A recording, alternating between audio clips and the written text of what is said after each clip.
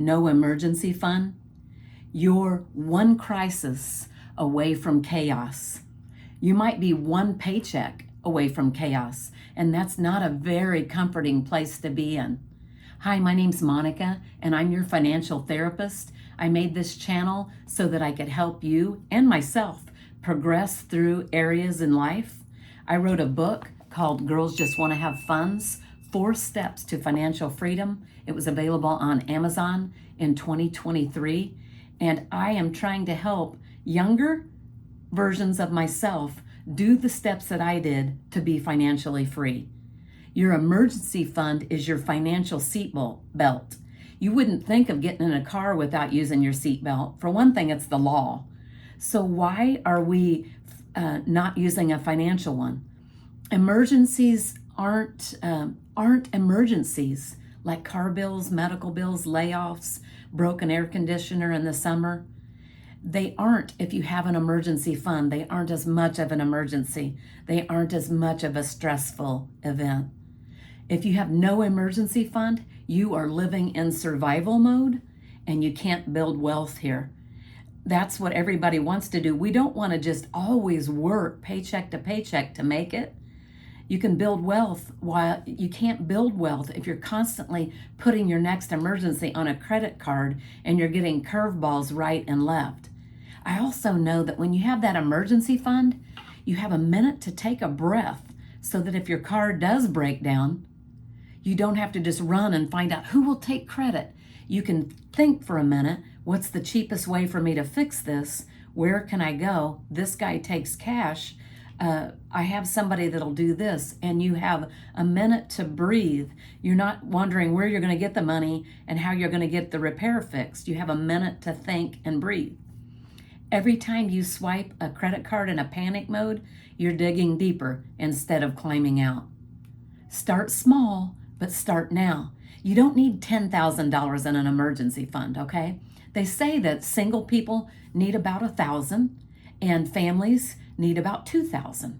Now, that's not going to happen overnight. Eventually, you might want to have 3 to 6 months of living expenses in your emergency fund so that if one of you were to lose your job or something happened, a child was sick, God forbid, you had something to live off longer if you needed to. Just start where you are right now, not where you wish you were. And don't look at it as such a thing that it's insurmountable. I can't do this. Don't look at it that way. Just start and start working on it so that you can do it. Make it untouchable, not easily accessible. I keep mine at a bank that's just one town away, and I don't have access just to using a debit card there or a check. That's where I keep my emergency fund. It's easy enough to get to, and I can even get online and transfer it over, but it's not as easy as my checking account that I have right in my hometown. Keep it in a separate savings account or a money market fund that gains a little bit of interest. If it's out of sight, it's usually out of mind, and then you'll only look for it if you really need it. Automate it or challenge yourself to get it fast. Sometimes when you do things fast, it just snowballs into a big victory. So sell unused stuff that you might have on Facebook Marketplace. There's so many things that we have that we don't need, that we don't use, and somebody else may get a benefit.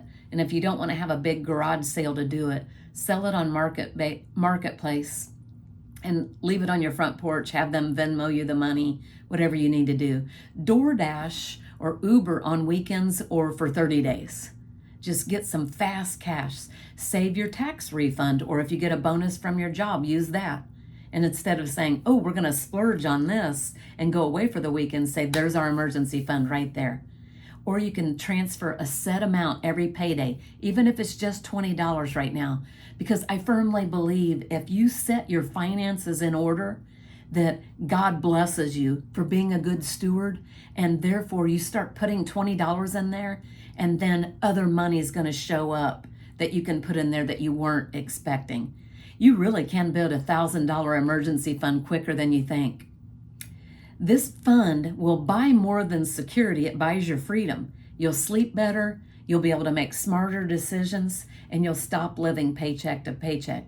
It's really just your first taste of financial peace. And trust me, after you get that, you'll want more. So protect it like your edges. Don't dip in it unless it's a real emergency. Protect it. True emergencies are like job loss, car repairs, home essentials, essentials, not new curtains, medical bills. It's not a sale. It's not a girls' trip. It's not going out to brunch. There's true emergencies, and I want you to save it for that. Now I'm going to call you to action. I want you to say one thing you could do this week in the comments that would start your emergency fund. I'd like you to subscribe if you like this. Click like and share this with somebody that you feel like can use the tips that I will be sharing on this channel.